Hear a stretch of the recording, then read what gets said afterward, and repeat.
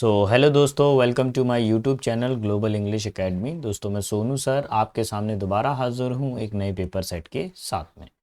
दोस्तों, जैसा कि हम जानते हैं इंडियन एयरफोर्स के एग्ज़ाम आने वाले हैं और इसी चीज़ को ध्यान में रखते हुए हमारी टेक टारगेट बैच सीरीज़ चल रही है। इस टारगेट बैच में हम किस एग्ज़ाम को फाइट करेंगे? अग्निवीर एयरफोर्स 2025 बैच को हम लोग फाइट करने वाले, जिसमें हम चर्चा करते हैं प्रीवियस ईयर पेपर सेट के बारे में चर्चा करते हैं। इससे पहले मैं सीरीज के अंदर सेट 1 से लेकर 44 तक कंप्लीट करा चुका हूं। आज जो मैं चर्चा करूंगा सेट नंबर 45 की चर्चा करूंगा। देखिए, अगर आप बिल्कुल ज़ीरो नॉलेज रखते हैं इंग्लिश के अंदर, ठीक है, अभी तक आपने तैयारी शुरू नहीं की है, कहीं कोई ग्रामर नहीं पढ़ा है, वोकेबलरी आपका तैयार नहीं है, अनसीन पैसेज तैयार नहीं है, मेरे हिसाब से बिल्कुल ज़ीरो तैयारी है, तो आप बिल्कुल ना घबराएं। ये जो सीरीज़ चल रही है, सीरीज़ में आने वाले 50 सेट हैं। कितने हैं? 50 सेट। अगर आप इन्हीं के ही कंसेप्ट तैयार कर लेते हैं, देखिए कई सारे कंसेप्ट तो रिपीट भी होंगे, ऐसा नहीं कि ये नहीं सोचे कि 50 सेट है तो बहुत सारे कंसेप्ट आ गए, नहीं, कई सारे कंसेप्ट रिपीट भी हैं। जो एग्ज़ाम का फाइनल पैटर्न है, जैसा वो लोग मांग रहे हैं, सेम वही पैटर्न पर क्वेश्चन पेपर आपको डिज़ाइन करके दिया जाता है। अगर मैं एक छोटा सा कैलकुलेशन करूं, 50 सेट है मेरे पास में और एक सेट में 20 क्वेश्चन है। अगर मेरा मैथ्स थोड़ा ठीक ठाक है तो यहाँ पर आपके पास में कितने क्वेश्चन हो रहे हैं? 1000 क्वेश्चन। इसके बाहर जाएगा ही नहीं, आप बिलीव कीजिए, इसके बाहर सिंगल क्वेश्चन जाएगा ही नहीं, है ना। अच्छे से तैयारी करें। आपको कोई भी डाउट आए तो कमेंट बॉक्स में लिखिए। कमेंट बॉक्स में आप अपने सारे डाउट पूछिए, हाय हेलो ना करें मेरे से। आप सिर्फ अपने डाउट पूछिए, मैं आपको डाउट क्लियर करूंगा। जब आपका सिलेक्शन हो जाएगा तब हमको भी हाय हेलो करने में मज़ा आएगा, तो हमको भी लगेगा यार, है ना। अच्छे से तैयारी करें बेटा। ये यहाँ पर मैंने इंग्लिश का सिलेबस आपके लिए कर दिया है, चैप्टर है ये, इंपॉर्टेंट पॉइंट्स दिए हुए हैं, यहाँ पर इसके टोटल मार्क्स दिए हुए हैं। आप इसका स्क्रीनशॉट कर लीजिए, बहुत हेल्पफुल होगा ये आपके लिए, क्योंकि इसके अंदर पूरा का पूरा ओवरव्यू करके दे दिया है किस चैप्टर में से कितने क्वेश्चन आते हैं। देखिए, जैसा कि मैं अपने वीडियोज़ में फालतू इधर उधर की बकवास करता नहीं हूँ, मैं अप टू द मार्क बात करता हूँ, इसलिए समय को बचाने के लिए और आपके सिलेक्शन के लिए हम अपने वीडियो को शुरू करते हैं। ये रहा क्वेश्चन नंबर, ये रहा हमारे पास में पैसेज 1। देखिए, एक पैसेज आता है और उससे रिलेटेड क्वेश्चन आते हैं। In Delhi it was forbidden by the law at one time to take dog to the public vehicle. देखिए, दिल्ली के अंदर पब्लिक व्हीकल के अंदर आप डॉग को लेकर सफ़र नहीं कर सकते हैं, ये नियम के बाहर है। One day a lady accompanied a pet dog entered by a bus. एक बार एक महिला एक पालतू कुत्ते के साथ में बस के अंदर एंटर करती है। Wishing to evade the law, नियम कायदे से बचने के लिए, she placed her tiny dog in her dress pocket. Dog छोटा सा था और उसने क्या करा, अपने पॉकेट के अंदर रख लिया, ड्रेस पॉकेट के अंदर रख लिया। It so happen that the person next to the lady was a pick pocket. और एक व्यक्ति जो महिला के पास में खड़ा हुआ था वह कौन था? Pick pocket. पिक पॉकेट का मतलब होता है जेब कतरा। And during the journey he carefully placed his hand in her pocket in search of purse. और यात्रा के दौरान उसने अपना हाथ चुपचाप से महिला के पॉकेट के अंदर रखा, पर्स की तलाश में। Great was great was his horror to find instead of a pair of sharp teeth inserted into in finger. अब बात क्या हुई? सबसे बड़ी बात यह हुई कि जैसे ही उसने जेब के अंदर हाथ डाला तो पर्स तो मिला नहीं, लेकिन डॉगी ने क्या करा, उसको काट लिया। और जैसे ही काटा तो उसके फिंगर पे मार्क बन गए। हिज एक्सक्लेमेशन ऑफ पेन, उसको बहुत ज़्यादा दर्द हुआ। Surprise drew the attention of other passenger to him. तो जैसे ही डॉगी ने काटा तो वो जोर से चिल्लाया, तो सारे के सारे पैसेंजर्स उस पिक पॉकेट यानी जेब कतरे को देखने लगे। क्वेश्चन 1 की तरफ आऊंगा। 1 क्या बोल रहा है? Once the law in India did not permit people to. देखिए, यहाँ पर आपको क्या बोला गया था, क्या चीज़ को दिल्ली के लॉ ने, दिल्ली के कानून ने क्या बोला था कि डॉग को साथ में ले जा सकते हैं? Carry dog into private vehicles, ऐसी कोई चर्चा नहीं बताई गई है। बोर्ड अ बस विदाउट अ टिकट, नहीं। Carry dogs into a public vehicle, आप पब्लिक व्हीकल में डॉग को नहीं ले जा सकते हैं, इस चीज़ की चर्चा थी इसके अंदर। चलिए आगे बढ़ता हूँ अगले क्वेश्चन की तरफ पर। In order to evade the law, नियम से बचने के लिए, कानून से बचने के लिए लेडी ने क्या किया? Hide the dog under the seat, क्या सीट के नीचे डॉग को छिपा दिया था? नहीं। गॉट ऑफ द बस, बस से उतर गई थी? नहीं। Gave the dog to a fellow passenger, एक पड़ोसी यात्री को, सह यात्री को उसने डॉगी दे दिया था? नहीं। Put the dog in her pocket, अपनी जेब के अंदर उसने डॉग को रख लिया था। तो इसका आंसर हो जाएगा, इसका जो आंसर लगेगा वो लगेगा ऑप्शन नंबर डी। क्लियर? आगे बढ़ूंगा क्वेश्चन नंबर थर्ड की तरफ, और थर्ड क्या बोल रहा है? Why did the pick pocket exclaimed with pain, जेब कतरा दर्द की वजह से क्यों कराहने लगा था, क्यों चिल्लाने लगा था, क्या कारण था? He was hit by the lady, lady के द्वारा उसको पीटा गया था। He was caught by the fellow passenger, पड़ोसी यात्री के द्वारा उसको पकड़ा गया था? नहीं। He was bitten by dog, dog के he was bitten by dog, हाँ भैया उसको डॉग के द्वारा काटा गया था इसलिए वो चिल्लाने लगा था। Option number C will be final answer. D पर आ जाइए। डी वाले में क्या करना है बेटा, प्लीज स्टार कर लीजिए आप। स्टार क्यों? ये एक बहुत इंपॉर्टेंट फॉर्मेशन है और मैं यहाँ पे इसका फॉर्मूला बना रहा हूँ। आप पेन कॉपी लेके इस फॉर्मूले को जरूर जरूर जरूर बना लीजिए आप, अगर आपको सिलेक्शन चाहिए तो। और जस्ट टाइम पास करना है तो फिर आप जैसा आप कर्म करेंगे वैसा आपको फल मिलेगा भाई। हम जिस चीज़ को जितना टाइम देते हैं हमको वही मिलती है। समय को फालतू चीज़ों में बर्बाद करोगे तो फिर समय आपको बर्बाद कर देगा। क्यों? आपने पहले बर्बाद किया, अब वो आपको बर्बाद कर रहा है। अगर समय को सही से यूज़ करोगे तो टाइम भी एक समय पर आपको प्रॉपरली यूज़ करेगा, आपको एक अच्छी पोस्ट पर पहुंचा देगा। ठीक है? तो यहाँ पर देखिए एक फॉर्मूला है, if subject had plus V3, object comma subject would have plus V3। If आएगा हैड प्लस V3 आएगा और सेकंड पार्ट में क्या आना चाहिए? Would have plus V3। If आ रहा है, हैड प्लस V3 आ रहा है, लेकिन यहाँ पर क्या आ रहा है? विल आ रहा है। ये जो दोनों पार्ट हैं इनको आपको चेंज करना पड़ेगा। क्या चेंज करेंगे? आई वुड हैव और थर्ड फॉर्म आ जाएगी हेल्प। ये करेक्शन आपको करना पड़ेगा। कहां पर आंसर टिक करेंगे? ऑप्शन नंबर सी को आप फाइनल आंसर टिक करेंगे। प्लीज मेरी रिक्वेस्ट है इस फॉर्मूले को जरूर नोट कर लीजिए, आप बच नहीं सकते हैं। इंडियन एयरफोर्स के अंदर इफ से बनने वाला फॉर्मूला 100% आता है। हर साल में अगर ये 2 बार पेपर करा रहे हैं तो किसी ना किसी शिफ्ट में या किसी न किसी एग्जाम में जरूर जरूर जरूर देखने को मिलता है। आपने पूरे टेंसेस नहीं पढ़े हैं, बिल्कुल मत पढ़ो, लेकिन ये इफ वाले फॉर्मूले जरूर पढ़ लेना, हो जाएगा। Her mother is angry dash and indifferent to me. ध्यान रखिए, बीच में जब एंड लगा हो और उसके दोनों साइड पे जो वर्ब होती है उनके साथ जो भी प्रपोजिशन लगता है उसके प्रयोग को क्लियर कर देना चाहिए। जैसे इनडिफरेंट के साथ में टू प्रपोजिशन आता है, ये ठीक है, लेकिन एंग्री के साथ में कौन सा प्रपोजिशन आता है ये यहाँ पे क्लियर नहीं हो पा रहा। तो एंग्री के साथ में एक प्रपोजिशन यूज किया जाता है विद। तो आपको यहाँ पे ये जोड़ना पड़ेगा जिससे चीजें क्या हो जाए? बैलेंस हो जाए। आपका जो आंसर होगा वो होगा final option number B, angry के साथ में विद आएगा। ठीक है, प्रपोजिशन बेस्ड क्वेश्चन आ गया है। क्वेश्चन 6, नाउन बताना है। नाउन फॉर्म आपको बतानी है मैड की। ly लगा हुआ है, एडवर्ब है। मैडन आप सर्च करके बताइएगा ऐसा कोई वर्ड अवेलेबल है। मैड, मैड का मतलब तो पागल होता है, और मैडनेस देखिए अगर किसी में NESS आ जाए तो वो क्या बन जाता है? नाउन बन जाता है। क्या बन जाता है? नाउन। और फिलहाल अभी मैड क्या है बेटा? एडजेक्टिव है। ये मैड क्या है हमारे पास में? एडजेक्टिव है। ये एडवर्ब है और इसके बारे में आपको सर्च करके बताना है मेरे को। ये होमवर्क है आपके लिए। Option number D. 7 पर आइए, शी टीचेज अस इंग्लिश, वह हमको अंग्रेजी पढ़ाती हैं। तो इस स्टेटमेंट के अंदर आपको एक्टिव टू पैसिव वॉइस बनाना है। मैं यहाँ पर एक फॉर्मूला बना रहा हूँ, आप उस फॉर्मूले को ध्यान से नोट कर लीजिएगा।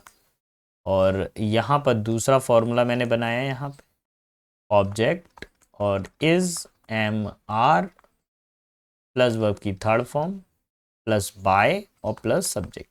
ठीक है, कैसे सॉल्व करूंगा? सबसे पहले मेरे को सब्जेक्ट की जानकारी होनी चाहिए। ये रहा सब्जेक्ट, ये रही फिफ्थ फॉर्म। जब इसमें ES लग जाता है ना तो इसको शॉर्टकट में हम क्या बोल देते हैं? फिफ्थ फॉर्म बोल देते हैं। ठीक है, और ये जो है हमारे पास ये ऑब्जेक्ट का काम करेगा और ये जो रिमेनिंग पार्ट है ये अदर वर्ड के फॉर्म में चला जाएगा। तो सबसे पहले सेंटेंस की शुरुआत होगी ऑब्जेक्ट से। ऑब्जेक्ट में देखिए इंग्लिश आ रहा है, इसको साइड कर दीजिए। अच्छा देखिए, आंसर तो ये भी बन सकता है, फर्स्ट वाला भी बन सकता है आंसर, लेकिन फिर भी एक बार मैं चेक करूंगा मैं सारी चीजें। अच्छा, थर्ड वाला क्या रखेंगे, हैड बीन आएगा क्या, हैड बीन आएगा तो कैंसिल हो जाएगा, हैव बीन आएगा क्या, कैंसिल हो जाएगा। देखिए, अगर मैंने यहाँ पर वी को ऑब्जेक्ट माना है, वी को ऑब्जेक्ट मान के चल रहा हूं, तो मेरा आंसर होना चाहिए we are taught English by her. ये आंसर भी सही है हमारा। प्रेफरेंस आप ऑप्शन बी को देंगे, ठीक है। अब सर क्या जो पहला वाला जो क्वेश्चन है क्या वो भी सही है क्या, उसको भी एक बार चेक कर लेते हैं। English is taught to us by her. देखिए, आंसर आपका फर्स्ट वाला भी बन सकता है, फर्स्ट वाला भी आपका आंसर बन सकता है, और फिफ्थ वाला भी आपका फाइनल आंसर, सेकंड वाला भी आपका फाइनल आंसर बन सकता है। ऑप्शन ए और ऑप्शन बी दोनों ही आंसर बन सकते हैं, लेकिन जब भी प्रेफरेंस की बात आए तो सबसे पहले जो ऑब्जेक्ट अवेलेबल होता है उधर से ही सेंटेंस को शुरू करना चाहिए। इसलिए प्रेफरेंस बेस पर मैंने इसका आंसर लगाया है ऑप्शन बी, नहीं तो इसका आंसर ऑप्शन ए भी सही था, गलत नहीं था ऑप्शन ए, ठीक है। आंसर हो जाएगा ऑप्शन बी। क्वेश्चन नंबर 8 पर आ जाइए। 8 में क्या दिया हुआ है, आपको नरेशन को चेंज करना है। The accused said to. अब देखिए, सेड टू एक पास्ट टेंस है, तो प्रेजेंट टेंस की आने की तो कोई चर्चा ही नहीं है, इसको तो कैंसिल करिए। बैग्स प्रेजेंट टेंस आ रहा है, इसको भी कैंसिल करिए। बैग्ड, अच्छा चलिए अब इसको होल्ड करके रखते हैं, इसको भी चेक करेंगे हम क्या कर सकते हैं। द एक्यूज मतलब आरोपी ने जज से कहा, let me meet my children before I die sir, कि वो अपने बच्चों से मिलना चाहता है मरने से पहले। तो देखिए, ये उसने जज से रिक्वेस्ट की होगी, क्या किया होगा उसने, जज से रिक्वेस्ट किया होगा। तो यहां पर आप रिक्वेस्ट वर्ड से भी बना सकते हैं और बेग्ड से भी बना सकते हैं। चलिए अभी दोनों ठीक है, अभी चेक करेंगे आगे चल के क्या होना चाहिए। द जज ठीक है। इन्वर्टेड कॉमा को रिप्लेस किया है, TO2 आ रहा है। Let him meet his children, let him meet his children, यहां तक तो ठीक है दोनों सेंटेंस में। चिल्ड्रन तक तो बिफोर आ गया, ही आ गया। अच्छा देखिए, ये कौन सी फॉर्म है, फर्स्ट फॉर्म है। इसको जब आप नरेशन में चेंज करेंगे तो किस में बदलती है, सेकंड फॉर्म में। और ये यहाँ पे कौन सी फॉर्म है, फिफ्थ फॉर्म है। तो इसका मतलब ये जो डी वाला ऑप्शन है ये भी कैंसिल हो गया। अब हमारे पास में एक ही ऑप्शन बचा है, ऑप्शन नंबर बी, यही हमारी सारी चीजों को फुलफिल कर रहा है, यही आंसर है। क्वेश्चन नंबर 9 की तरफ मूव करूंगा। 9 में मेरे को क्या करना है, करेक्ट स्पेलिंग बतानी है। तो बच्चे लोगों आपको आसानी से पता होगा, ऑप्शन नंबर सी, अपोलॉजी यानी क्षमादान, ठीक है। तो आंसर हो जाएगा सी फॉर कलकत्ता। आगे की तरफ बढ़ूंगा मैं, क्वेश्चन नंबर 10, और इसमें आपसे पूछा गया है सिमिलर इन मीनिंग, यानी सिनोनिम पूछा गया है।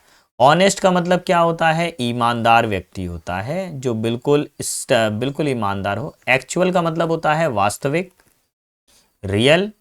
ऑथेंटिक का मतलब भी होता है रियल। डायरेक्ट का मतलब होता है कोई चीज हमने डायरेक्ट बात कर रहे हैं हम आपसे, तो डायरेक्ट है। अपराइट, अपराइट का मतलब होता है ईमानदार और बिल्कुल सीधा व्यक्ति, यही इसका आंसर हो जाएगा ऑप्शन नंबर डी। देखिए रिडीम, अब रिडीम क्या होता है पहले देखेंगे, यहाँ पे सिमिलर आपको बताना है। रिडीम का मतलब क्या होता है, किसी भी चीज को हम लोग क्या करते हैं, पुनः सुरक्षित करके रखते हैं। जैसे आप जब शॉपिंग करते हैं तो आपको कुछ वाउचर मिलते हैं, उन वाउचर को आप रिडीम करते हो। रिडीम का मतलब क्या है, पहले था वो चीज़ आपके पास में, आपने उसको पुनः दोबारा से संरक्षित करके रखा, यानी सुरक्षित करके रखना। फॉरगेट का मतलब भूलना हो जाता है। फॉरगिव का मतलब मना करना, फॉरगिव का मतलब क्षमादान करना। पनिश मतलब सजा देना, और सेव का मतलब होता है सुरक्षित करके रखना।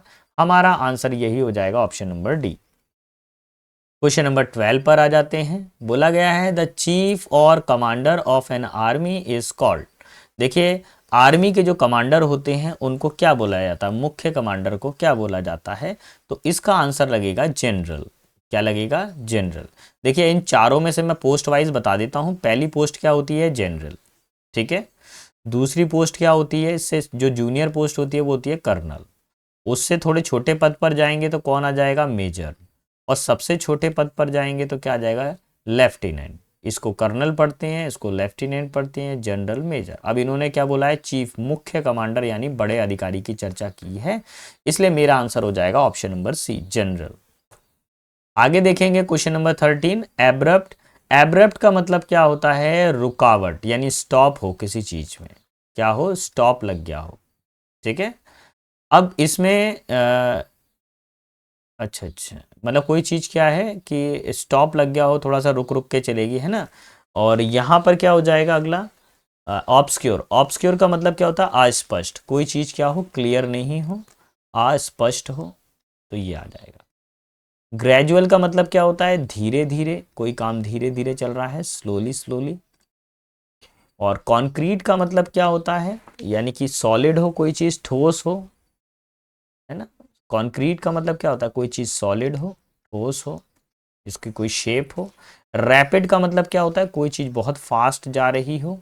अभी मेरे को आंसर लगाना है अपोजिट, कोई चीज़ रुक गई है और कोई दूसरी चीज़ क्या है, धीरे धीरे करके बढ़ रही है।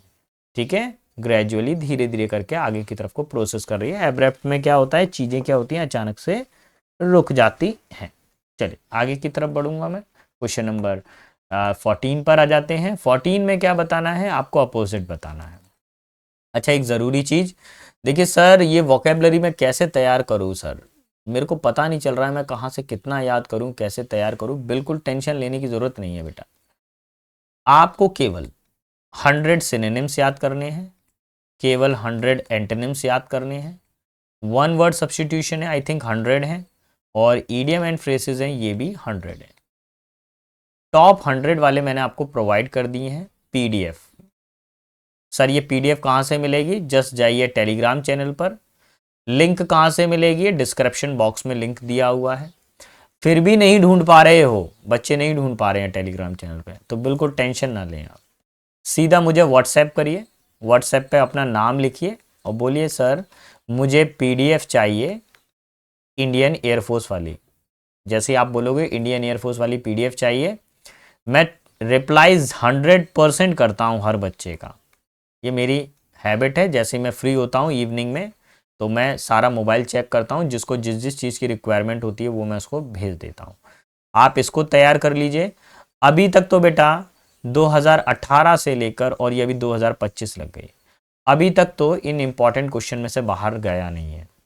देखिए मैं भविष्य वक्ता तो हूँ नहीं हूँ, लेकिन एक बात आपको क्लियर कर दूं मैं, 5 क्वेश्चन आपके वोकेबलरी में से आते हैं, जिनमें से 4 क्वेश्चन आपको उस फाइल में से मिल जाएंगे अगर याद कर लिया है प्रॉपर। और जिसने याद नहीं किया उसका तो एक ही रोना रहेगा, सर वो आउट ऑफ द बॉक्स था, सर वो आउट ऑफ सिलेबस चला गया, आउट ऑफ सिलेबस था। बेटा वोकेब वहीं पर थी, हो सकता है क्वेश्चन का ऑप्शन बन गया हो और ऑप्शन का क्वेश्चन बन गया हो, तो वो आपको समझना पड़ेगा। ठीक है, और हम इतने बच्चे तो है ही नहीं है कि क्वेश्चन आएगा तभी करेंगे, भैया ऑप्शन से भी क्वेश्चन बन जाते हैं। कर लीजिए अच्छे से याद बेटा, बार बार मौका नहीं आता है ना।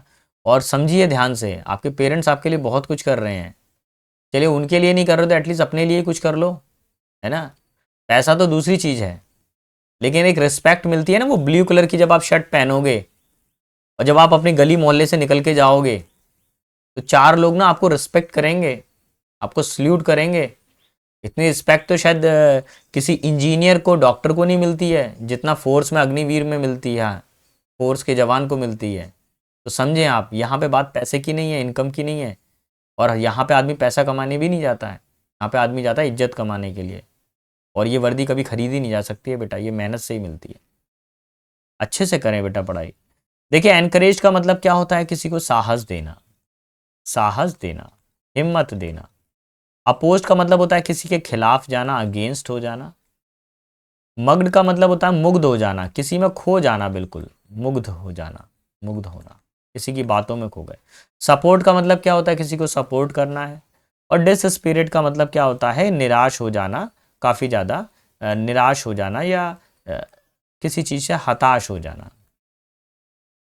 तो देखिए एक तरफ तो आप एनकरेज कर रहे हैं, आप अपने मित्र को एनकरेज कर रहे हैं, लेकिन वो क्या है, हमेशा निराशा में ही बैठा रहता है। आप कितना भी जी मर्जी एनकरेज कर लीजिए, वो डिसस्पिरिट ही रहेगा, निराशा ही रहेगा। Option number 4। ठीक है, आगे बढ़ेंगे क्वेश्चन नंबर 15 पर।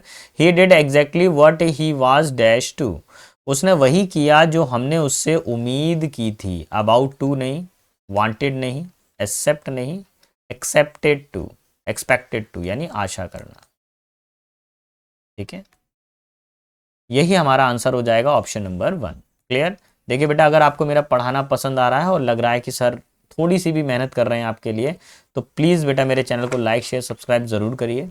इतना भी नहीं कर पा रहे हैं, कोई दिक्कत नहीं है। कमेंट बॉक्स में आप अपने क्वेश्चंस पूछिए, अपने डाउट पूछिए, मैं उसके लिए भी रेडी हूँ, है ना। नहीं हो पा रहा कोई दिक्कत नहीं, एटलीस्ट अपने डाउट पूछिए। जिस दिन आपका सिलेक्शन होगा आप ऑटोमेटिकली यहाँ पे लिख के जाओगे कि सर आपने जो पढ़ाया वो मेरे सिलेबस में आ गया और सर मेरा सिलेक्शन हो गया। यही सबसे बड़ा हमारे लिए, यही हमारे लिए जीवन के लिए सबसे बड़ा क्रेडिट होता है कि एक बच्चे का जीवन बन गया। बच्चे का जीवन क्या, उसका पूरे परिवार का जीवन बन गया, है ना। बनाने वाला तो वो है परमात्मा, लेकिन हम एक थोड़ा सा सहयोग कर रहे हैं बेटा। ही dash his living, he dash his living by hard work, वो मेहनत से अपना धन कमाता है, ऑप्शन नंबर ए यानी अर्न्स। क्वेश्चन नंबर 17 पर आ जाइए। द सन डैश ब्राइटली, सूर्य चमकता है। तो देखिए सन क्या है, सिंगुलर है। अब यहाँ पे इज शाइन नहीं होगा या डायरेक्ट शाइनिंग होगा, इन दोनों में से कोई एक फैसला लेना पड़ेगा। देखिए जब सिंगुलर सब्जेक्ट होता है तो वर्ब भी सिंगुलर होने चाहिए। यहाँ पे वर्ब प्लूरल दे दिया है शाइन, इसलिए ये नहीं होगा। आपको सेकेंड फॉर्म वाला ही यूज करना पड़ेगा, ऑप्शन ए। ठीक है, आगे बढ़ेंगे। Question number, choose the correct spelling, आपको सही स्पेलिंग का चयन करना है। और हाइजीन की जो सही स्पेलिंग होती है ऑप्शन नंबर डी। ठीक है, क्वेश्चन नंबर 19 पर आइए। Hold your tongue, hold your tongue का मतलब क्या होता है, जुबान को काबू में रखना या चुप रहना, चुप रहना। ठीक है, तो आंसर क्या हो जाएगा, option number A B silent. तो सेशन के सबसे लास्ट क्वेश्चन पर आ गए हैं। मैं एक बार आपको फिर से याद दिलाऊं, रोजाना रात को 9 बजे हम आपके लिए अग्निवीर एयरफोर्स का एक पेपर सेट लेकर आते हैं। ये 50 सेट रहेंगे, 45 तक हम पहुंच गए हैं, 5 सेट और आपको डिलीवर करेंगे। इसके बाहर कुछ भी एक्स्ट्रा पढ़ने की ज़रूरत नहीं है। इसका वोकैब पढ़ लीजिए, इसका सब कुछ याद कर लीजिए, और पीडीएफ में जो वोकैबलरी अगर आप वो भी थोड़ा सा अगर आप पढ़ लेंगे तो उसके बाहर नहीं जाएगा। आपको आंसर करना है तो सिंपल सा है, देखिए क्या हो जाएगा। कैसे शुरू करेंगे, कहाँ से सेंटेंस शुरू करना पड़ेगा, देखते हैं हम लोग। Try to use your camera carefully before you read the memo. अच्छा, तो कैसे बनेगा आंसर, देखिए क्या ए से कर सकते हैं, try to use the camera.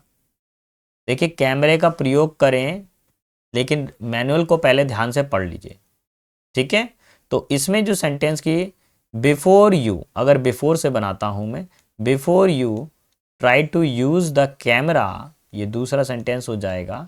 Read the manual carefully, यही इसका आंसर हो जाएगा, ऑप्शन नंबर बी। ठीक है, चलिए तो दोस्तों आज के सेशन में इतना ही था। आई होप आपको समझ में आया होगा। अच्छे से तैयारी करें बेटा, आप ही वो व्यक्ति हैं जो अपने भाग्य को बदल सकते हैं, और कोई दूसरा आके नहीं बैठ जाएगा। देखिए मैं आपके पेपर में बैठने वाला नहीं हूँ, बैठना आपको ही है बेटा। तो जो सिलेबस दिया है हकीकत को समझें, बी प्रैक्टिकल, इमोशनल होने की ज़रूरत नहीं है, सीधा सीधा पढ़ाई करिए, जैसा आप पढ़ेंगे वैसे ही आपका आउटपुट आएगा। ठीक है, जय हिंद जवानों, और हम तो चाहते हैं हर बच्चे का सिलेक्शन हो हमारे यहाँ से। जय हिंद, जय हिंद।